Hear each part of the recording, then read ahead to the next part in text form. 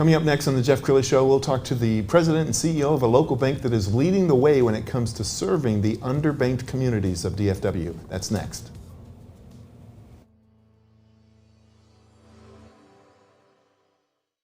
Many are predicting that the worst is yet to come, which is unfortunate, said one person here.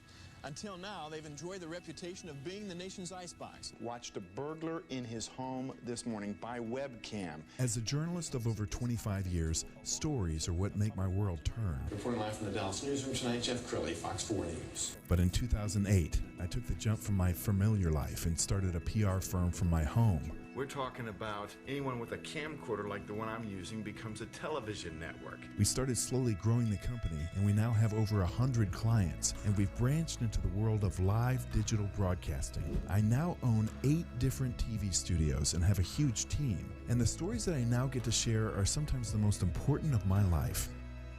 Life has a funny way of coming around full circle. This is the Jeff Crilley Show.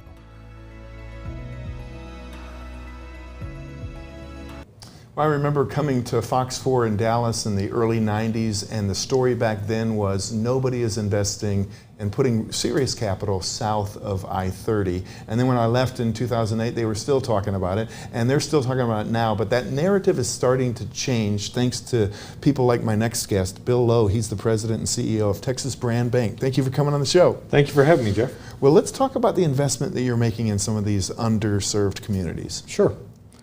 Well, we're going at it several-fold.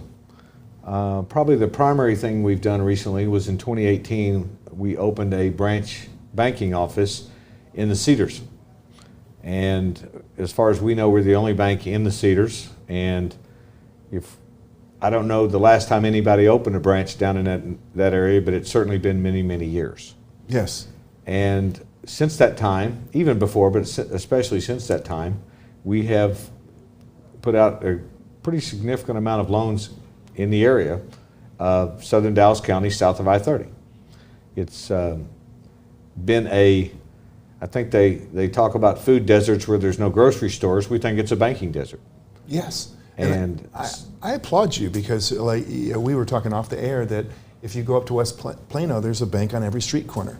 Correct. You guys took a bold move, and you're getting recognized for it. There's a great article that we want to show on the screen from D Magazine, North Texas's fastest growing community banks, and you're there. So I know it takes bold leadership to do this. Why did you guys decide to go this route?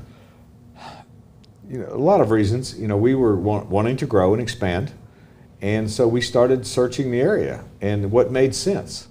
And as you mentioned, you know, West Plano, with all due respect to them, you know, our research indicated there was nearly 200 banks or bank branches in West Plano. There were 0 in the Cedars, south side area. So it seemed to us that that's the place to go. We've since then also opened in Deep Ellum, which likewise did not have a bank.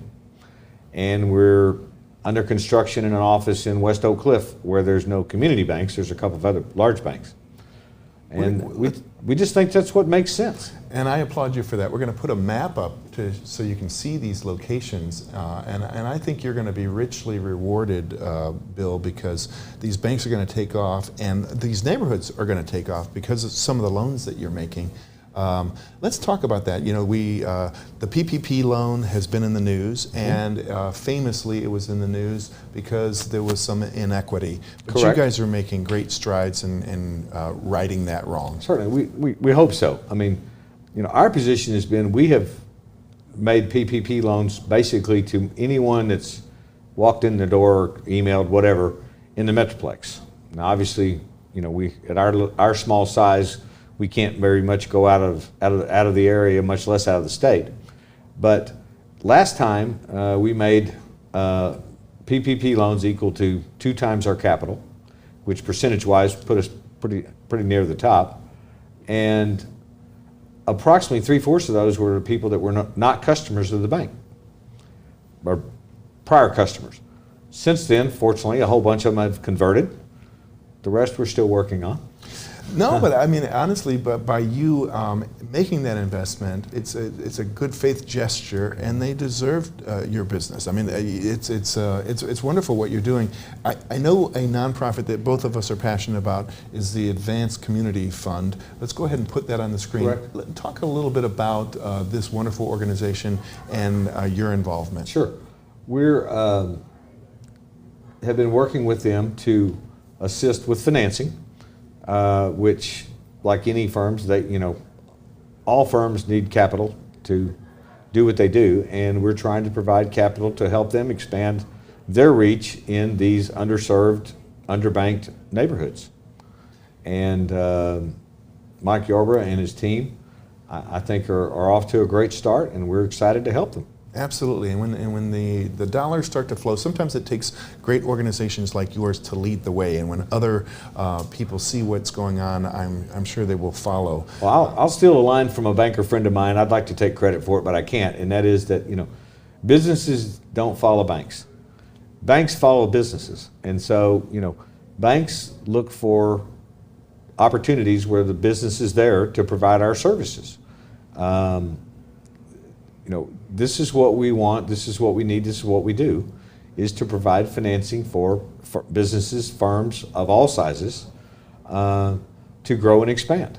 Yes. And we think that it has a very strong multiplying effect, that, when a company has funds to hire more employees, those employees are out in the neighborhood supporting other businesses, and so on and so forth. Yes, well, I think you're very wise, because we're starting to see Trinity Groves take off, Cedars take off, Right. Deep Ellum is making a huge comeback, so I applaud you for that. We've only got a couple of minutes left, so I want to give you a chance to give some final thoughts. If somebody's watching this right now, what's the process? They just come to one of your locations? Sure.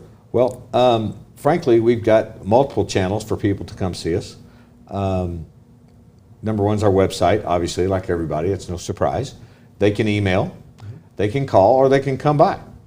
And the biggest thing we need, that all banks need, and we hear all the time that communities, both underserved and underbanked, and other communities, need help, is come ask us. We can only make loans to people that ask, as a general rule. And so for us to provide services, we need people to contact us. For example, right now, of course, the big focus is the second phase or third phase of the PPP program. And we've had a tremendous influx of applications, but we welcome more. But beyond that, non-PPP loans, come see us. And if not us, come see another local bank. That's okay. We're all in this together. Most of us are pretty much longtime Dallas people, and we want to help the area grow and expand. Well, thank you for what you're doing and your vision, because I think it takes a bold, visionary leader like yourself to make that commitment. Somebody's got to be first. Thank you very much. You bet. We're going to put the website up to end this segment. TexasBrandBank.com is the website. Bill Lowe, thank you so much for coming on the show. Thank you, Jeff. You bet. Appreciate it. And that's it for now. We'll see you next time.